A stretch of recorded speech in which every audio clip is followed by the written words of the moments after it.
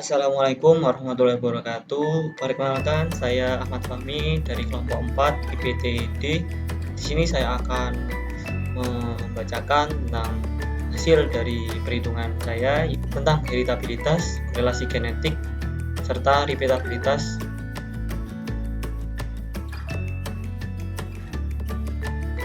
Latar belakang dari praktikum kali ini yaitu ilmu pemulihan ternak merupakan ilmu yang mempelajari tentang bagaimana meningkatkan produktivitas dan populasi ternak melalui perbaikan mutu genetik pada suatu ternak. Tujuan dari mendapatkan keturunan yang unggul dari suatu indukan adalah meningkatkan produktivitas dari ternak tersebut, juga menambah nilai ekonomis dari ternak tersebut. Cara pemulihan ternak yang dapat dilakukan yaitu dengan metode heritabilitas, korelasi genetik, dan repeatabilitas. Heritabilitas merupakan parameter genetik untuk mengukur keragaman total fenotipik yang disebabkan oleh keragaman genetik aditif. Korelasi genetik merupakan hubungan antara satu sifat dengan sifat yang lain secara genetik. Repeatabilitas merupakan parameter genetik untuk mengukur performance ternak dari produksi pertama dengan produksi selanjutnya. Nah, dengan mengetahui perhitungan dari parameter heritabilitas, korelasi genetik, dan repeatabilitas, sehingga diharapkan dapat melakukan seleksi terhadap ternak yang tidak dipilih untuk dijadikan perbaikan mutu genetik dari komoditas ternak itu sendiri.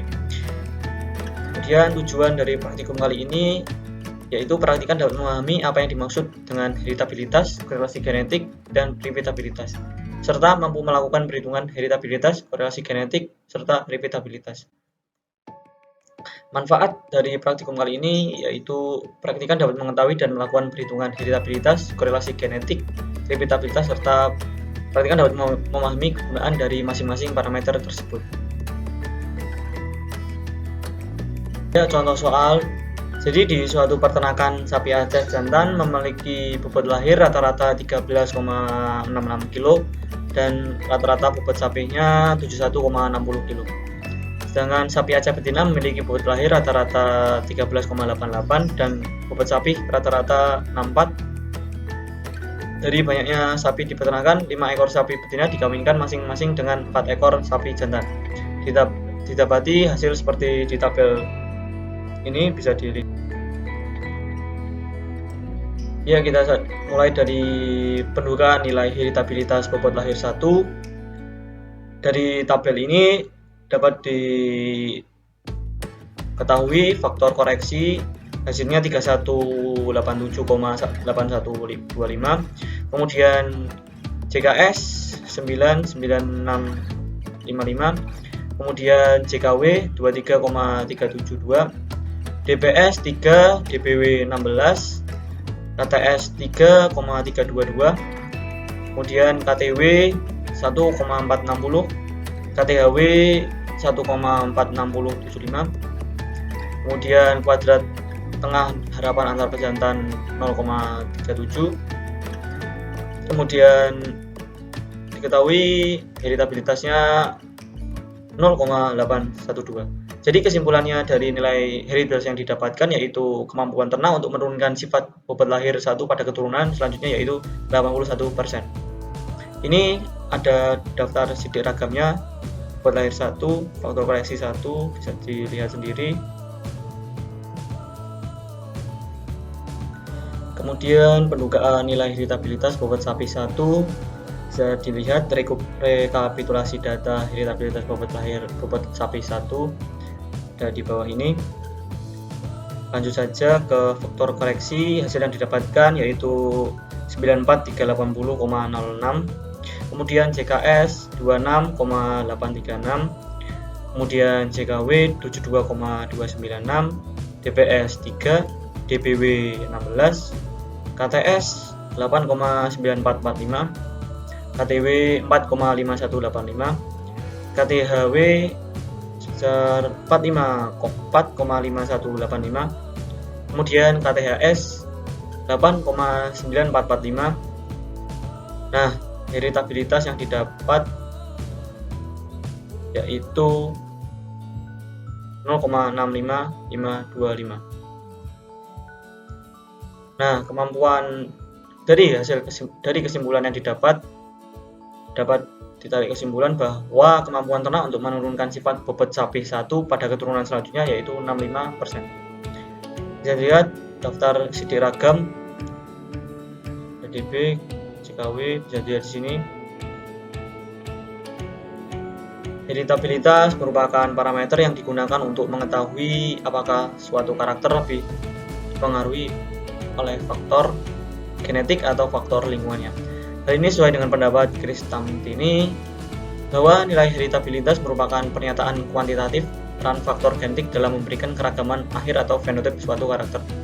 Berdasarkan hasil praktikum perhitungan heritabilitas bobot lahir 1 dan 2 berturut-turut adalah 0,81 dan 0,66. Jadi arti kesimpulan dari nilai heritabilitas yang didapat adalah kemampuan ternak untuk menurunkan bobot lahir 1 dan bobot sapi 1 pada keturunan selanjutnya yaitu 81 dan 66%. Menurut Putra, nilai heritabilitas bobot lahir sapi Aceh termasuk kategori sedang yaitu sebesar bisa dilihat 0,10 sampai 0,30. Tentang nilai heritabilitas yaitu 0 hingga 1. Hal itu sesuai pendapat Firly dan Sugianto bahwa nilai heritabilitas ada kelas tinggi, sedang hingga rendah dengan rentang nilai 0,01 hingga 1. Faktor yang mempengaruhi nilai heritabilitas tersebut adalah adanya perbedaan genetik dari setiap ternak serta pada saat proses perhitungannya.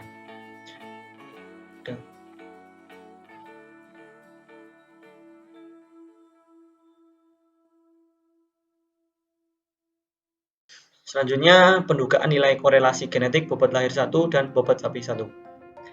Ini ada rekapitulasi data dari korelasi genetik bobot lahir 1 dan bobot sapi 1. Bisa dilihat di sini tabelnya. Nah, dari tabel tersebut dapat faktor koreksinya yaitu 17345,88, kemudian JHKS-nya 13,1545, kemudian JHKW-nya 34,708, kemudian DPS 3, DBW 16, HKRS 4,3848, kemudian HKRW 2,16925, KOV-nya 2,16925, KOV-S-nya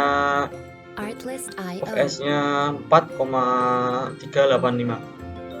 Kemudian korelasi genetik yang didapat dari perhitungan ini sebesar 0,772. Jadi kesimpulannya terdapat hubungan antara bobot lahir 1 dengan bobot sapi 1. Ini ada daftar sidik ragamnya. Bisa dilihat.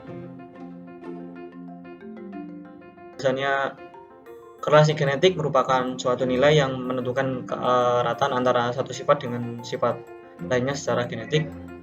Nah, ini sesuai dengan Setiabudi bahwa korelasi genetik adalah korelasi antara nilai pemulihan aditif pada dua sifat ternak atau merupakan pengaruh gen-gen aditif terhadap dua sifat atau lebih. Berdasarkan hasil praktikum perhitungan korelasi genetik lahir 1 dengan bobot sapi 1 didapati hasil sebesar 77%. Artinya terdapat hubungan antara bobot lahir 1 dengan bobot sapi 1. Koefisien korelasi genetik mempunyai nilai antara min 1 sampai dengan positif 1. Ini sesuai dengan pendapat Hidayati, dan korelasi genetik mempunyai nilai min 1 hingga 1. Dengan estimasi nilainya menghasilkan 4 kemungkinan yaitu kategori negatif, negatif tinggi, negatif rendah, positif rendah, dan positif tinggi. Faktor yang mempengaruhi nilai korelasi genetik tersebut adalah faktor lingkungan, karena tidak semua ternak berada pada lingkungan yang sama, dan juga karena faktor genetik dari generasi sebelumnya. Karena pada intinya korelasi genetik disebabkan oleh gen-gen yang mempengaruhi lebih dari satu sifat.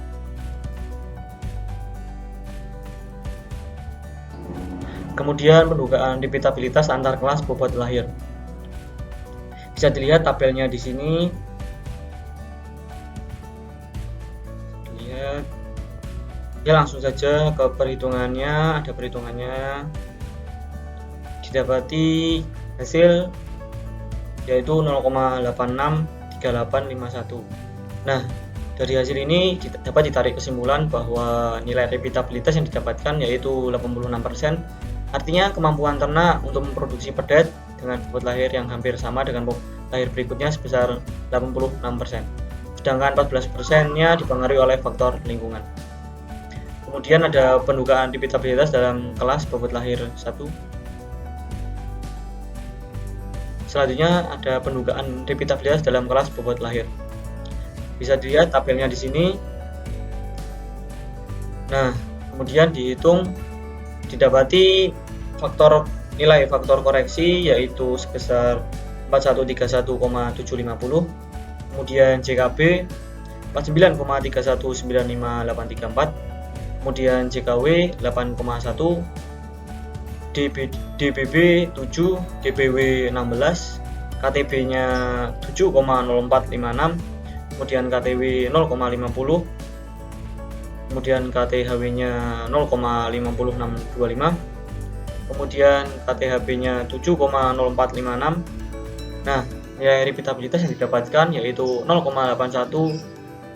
Nah, kesimpulannya dari nilai revitabilitas yang didapatkan yaitu 81%, artinya kemampuan ternak untuk memproduksi pedet dengan bobot lahir yang hampir sama dengan bobot lahir berikutnya sebesar 81%.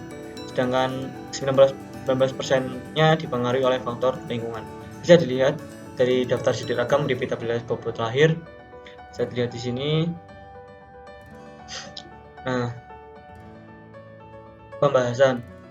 Revitabilitas merupakan parameter genetik untuk mengukur performance ternak dari produksi pertama dengan produksi selanjutnya. Hal ini sesuai dengan pendapat Habibur Rahman bahwa revitabilitas merupakan salah satu parameter genetik untuk mengetahui daya ulang suatu sifat yang dimiliki individu. Revitabilitas memiliki dua metode perhitungan, yaitu metode perhitungan antar kelas dan metode revitabilitas dalam kelas. Berdasarkan praktikum yang telah dilakukan, didapati nilai revitabilitas antar kelasnya itu 0,86 dan dalam kelasnya itu 0,81. Artinya kemampuan ternak untuk memproduksi pedet dengan bobot lahir yang hampir sama dengan bobot lahir berikutnya sebesar 81,81%, sedangkan 19%-nya dipengaruhi oleh faktor lingkungan. Tentang nilai revitabilitas yaitu 0 sampai 1. Nilai revitabilitas yang mendekati 1 menunjukkan ternak memiliki revitabilitas yang tinggi. Artinya kemampuan untuk mengulang produksi sama dengan produksi yang pertama sangat tinggi. Hal ini sesuai dengan pendapat Indrijani bahwa nilai revitabilitas berada di kisaran 0 sampai 1. Jika nilai revitabilitas semakin mendekati angka 1, maka menunjukkan kemampuan ternak untuk mengulangi sifat sebelumnya yang tinggi. Faktor yang mempengaruhi revitabilitas adalah keragaman komponen genetik dan komponen lingkungan. Nah, kesimpulan dari praktikum acara kali ini yaitu berdasarkan perhitungan parameter yang telah dilakukan dapat disimpulkan bahwa nilai heritabilitas bobot lahir berada dalam kategori tinggi serta nilai heritabilitas bobot sapi berada dalam kategori tinggi juga. Lalu nilai korelasi genetik antara bobot lahir 1 dan bobot sapi 1 berada dalam kategori. Kemudian nilai heritabilitas dalam kelas bobot lahir berada dalam kategori sangat baik dan tinggi serta nilai heritabilitas antar kelas bobot lahir berada dalam kondisi sangat baik dan tinggi. Sekian dari saya, kurang lebihnya mohon maaf. Wassalamualaikum warahmatullahi wabarakatuh. Bye bye.